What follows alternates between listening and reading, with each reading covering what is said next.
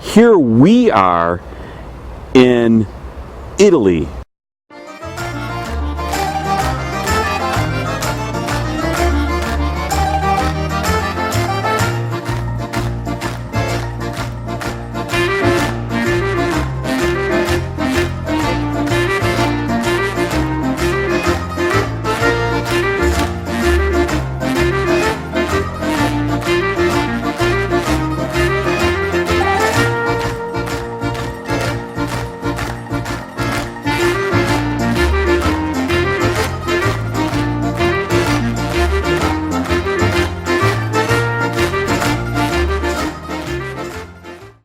This is Ken Brant, and he's an artist.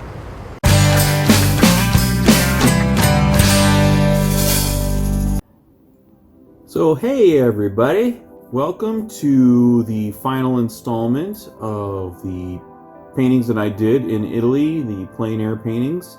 We were there for a week. I did a total of 18 paintings, only 10 of which I videotaped. A couple of them were at night, so I didn't videotape any of those. So yeah, so this is the last one.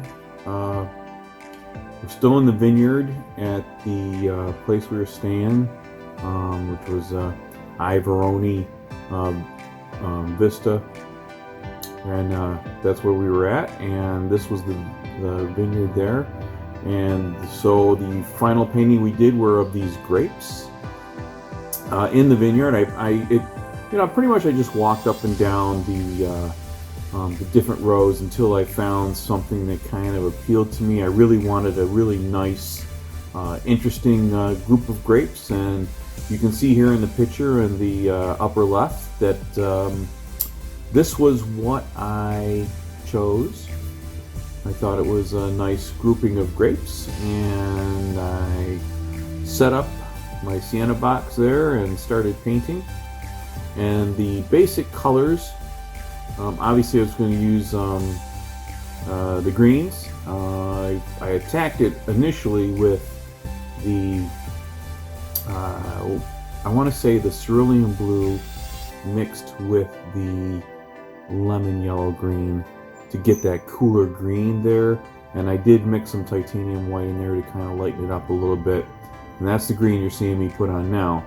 And then I eventually go back, because if you look at both the picture and the background of where I'm painting there, you can see that the green is a much brighter yellowy green than what I have on the canvas at this point. So I do go back over the green behind the grapes, and I yellow that up quite a bit to kind of mimic what you see there behind it. Now for grapes are one of those things that I do either really well or I do really bad. It seems like whenever I do grapes, it goes one way or the other. I've never had grapes that are just, so-so. They're either really good or really bad. And I was very pleased with the way these came out. And basically what I do is I use a flat brush, and I pretty much just do circular motions for to represent the grapes. And I might actually utilize a little off color, add a little tiny bit of titanium white, so that when I'm doing those circles, I can actually see the circles overlapping each other. Because if you go straight on there with just the straight color, you're depending on the brush stroke itself to show you each of those individual grapes that you're painting. And sometimes the brush strokes, they blend together, and you can't really pick out the individual grapes that you just painted. So I found that if I put a ever so slight amount of titanium white in the mixture, I can then actually see each individual circle that I make. And then I can tell from that point, do I actually want a grape in that position? Do I want to move the grape? Because when you're doing a lot of little grapes in that, the idea isn't to mimic exactly what I'm seeing in front of me. The idea is to have a representation of what I'm seeing in front of me, but to pick out the interesting points that I'm looking at and put those in place. So yeah, the grapes that I have in my painting are not in the exact same spot as the grapes on the vine. They're going to be close. Whether or not I painted the exact number that you can see there, I don't believe I did. I think my group of grapes might be slightly larger and a little bit less in number, but you know, that's the way. Whenever I do grapes, I pretty much do it, you know, that way for any grapes I've ever done. The only exception would be if I only had, you know, like a grouping of grapes of like 3 or 4. Then obviously I would just do those 3 or 4 grapes exactly how I'm looking at them. In this case, it was just, you know, I just want a representation of the shape. I wanted to capture that shape that I was seeing because I thought that was a very interesting shape. So I put in for the branches that were around the grapes, the smaller vines were more of a reddish color, so that is the asphaltum with a, I believe what you're seeing there is pretty much a straight application of the asphaltum, and then I may have added a little bit of cadmium red into there to kind of, you know, warm it up a little bit.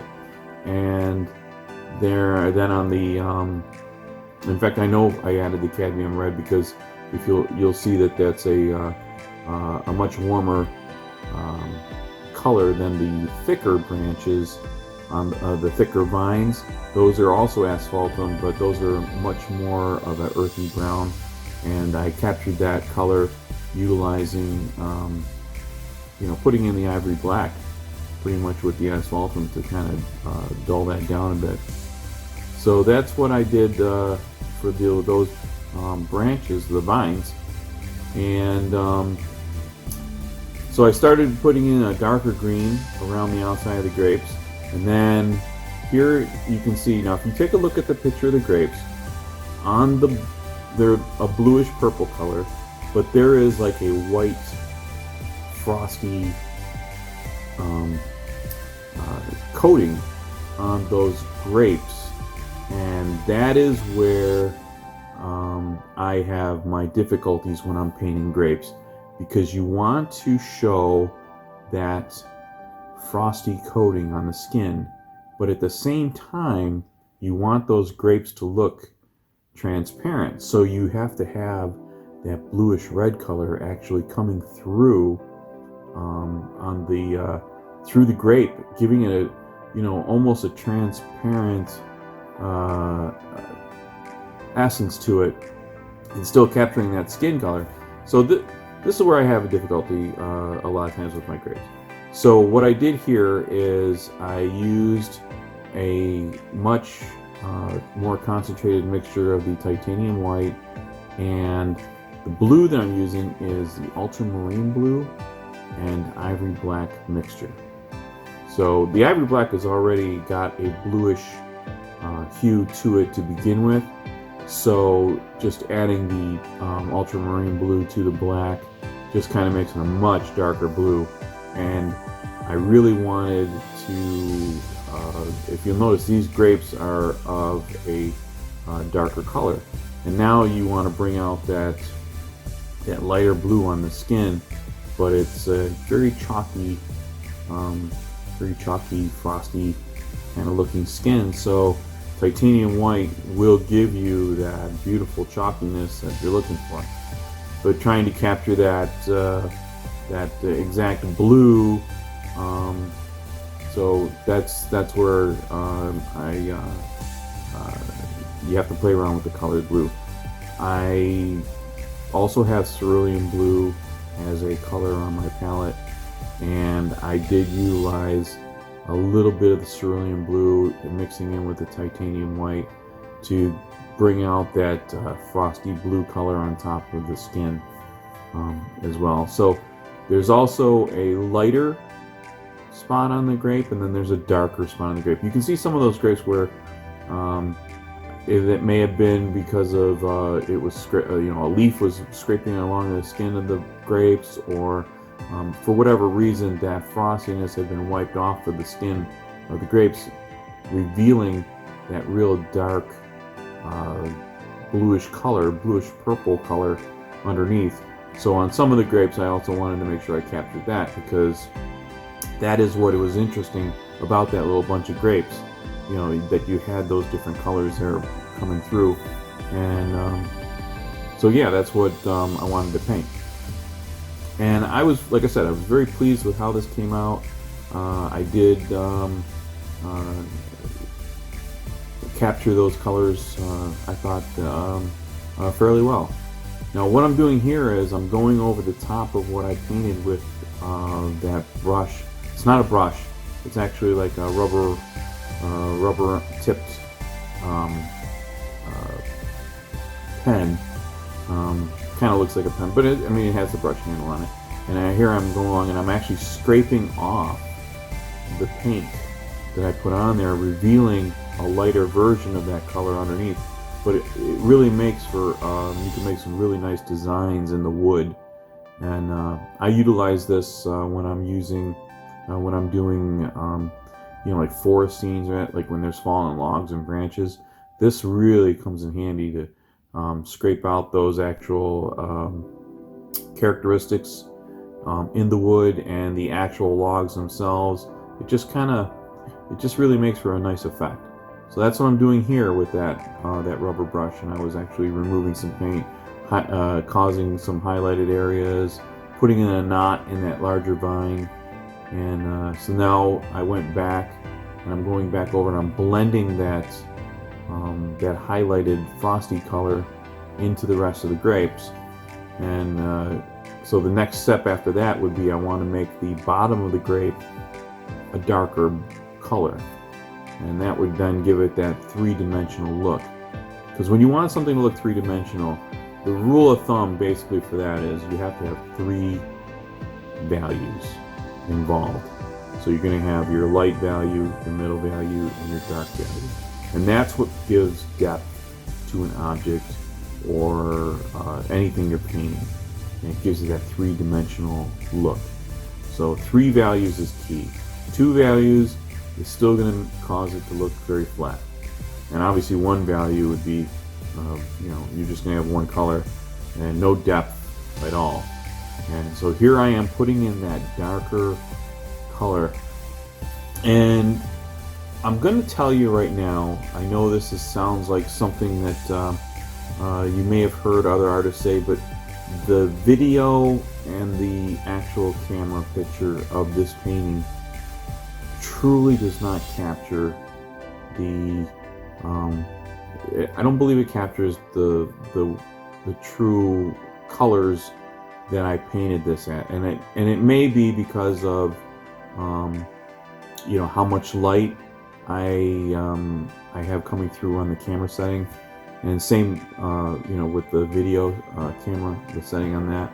And those are I just pretty much put it on auto and let it go. So how it comes out, that's how it comes out, and I really don't fuss with it. So in this case, I'm going to tell you right now that what you're seeing is not a true representation of those colors. I would say they're a lot brighter and a lot more vibrant than what you're seeing here. But you're getting it still looks, you're still getting to see, how it looks. But like I said, I was very happy with how this came out, and I think it was one of the best bunch of grapes I had painted to date. And when I bring this in the studio and this becomes part of that series from Plein to Studio, this will be a beautiful painting of grapes, because once I sit down and I really get a chance to go in there and work each individual grape and really make them pop, and recess some of the grapes where I want them to be, and have some grapes in the foreground where I want them to be, I think it'll really look nice. Same with the vine, the thick vines, putting a lot more character in there, putting a little bit more contrast in those brownish colors, and I think it'll be very nice, a very nice looking painting. Not that this one isn't. This one, for what it was, for the hour that we were out there painting this, I thought this, this came out beautiful. But in the studio with a lot more time, this will be a much better painting. And here you can see when I was talking about yellowing up that green. Here I am putting that yellow into that green, and you can see it's starting to match those background leaves a lot closer in color and value than what I had originally. And that kind of brings that group of grapes actually a little bit more closer to the foreground, and then it really sets back that darker green that kind of sets that back, so it puts a little distance on it, so it looks like there's something, like that vine isn't just sitting on a flat plane. It actually adds a little depth to that as well. And again, that'll be something I can really enhance in the studio when I get to working on this particular painting. So yeah, it was a beautiful painting. I was very happy with how it came out, and I'm looking forward to doing some more work on that. So if you have any questions at all about painting grapes, I've painted numerous paintings of grapes, so I'm very familiar with what goes on when you're painting them, the do's and don'ts, the problems, the pitfalls. And so yeah, if you have any questions about that, make sure you leave them in the comment section below, and I will be more than happy to answer those. And maybe we'll just do an instructional video just on grapes themselves, because it is, as far as when you're painting still lifes, that is one of the #1 fruits that people like to paint in still lifes. You can hang them over the edge, and they make interesting shapes with them. So people do like to utilize those a lot for still lifes, and it's always good to be able to master that particular fruit. If you're going to do a lot of it, you should be good at it. So this is something that I don't have an issue with showing everybody how to do. So we'll work on that, and if you want, just like I said, make sure you leave a comment in the comment section below. If you like this video, make sure you give it a thumbs up, and if you're not a subscriber, make sure you subscribe and hit that bell notification, so whenever I do put up a new video, you're notified that I have one out. And as always, your comments are welcome. YouTube, the analytics for YouTube, I guess the algorithm really picks up on the engagement that's involved in the video. So obviously the more engagement that I have on my videos, the more people it will reach. And that's really the whole idea behind these, is because I'm doing these paintings anyway, and this is just another way to get my paintings viewed by as many people as I can get them in front of. And that is also something that I highly recommend for anybody who's trying to market their work and they feel it's worthy enough to show in front of people. This is one of the avenues that you can utilize that. It's free. It would be senseless not to take advantage of that. So yeah, like I said, I enjoyed doing this. It was an excellent time we had in Italy, and we are going again in the year 2020 in September, so I'm looking forward to that. And yeah, so I'll have another set of paintings after that's all done to show you again. But in the meantime, I will do some plein air locally in my area, and we'll continue that, as well as in-studio paintings. I have still lifes I want to do. And in February, the whole month of February, I have something special involved. As far as what I'm going to be doing, I'll be doing a painting every day in February. And so I'll be putting out a video every day for that month. And hopefully that's something you'll enjoy watching. So until next time, see ya.